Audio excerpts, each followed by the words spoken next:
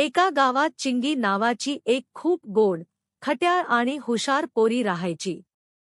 तिचा रंग सावळा होता, अगदी काळ्या जांभळासारखा चमकदार. पण चिंगीला वाटायचं, अरे देवा, मी जर थोडी गोरी असते तर किती भारी दिसले असते. बस. मग काय, चिंगीच्या डोक्यात गोरो व्हायचं मिशन सुरू झालं. पहिल्या दिवशी तिने आजीला विचारलं, आजी, गोरी कसं व्हायचं? आजी म्हणाली, अगं हळद लाव. चिंगीने इतकी हळद लावली की ती पूर्ण पिवळीत झाली. गावातली मुलं म्हणू लागली, अगं बघा बघा, चालतं बोलतं आंबा आलाय. दुसऱ्या दिवशी तिने टीव्हीवर जाहिरात पाहिली, फक्त 7 दिवसात गोरे व्हा.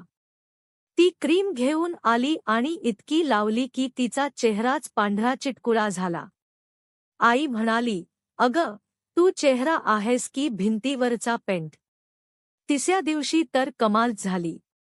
चिंगीने मैत्रिणीकडून ऐकलं की बेसन आणि दूध लावलं की गोरे होतो.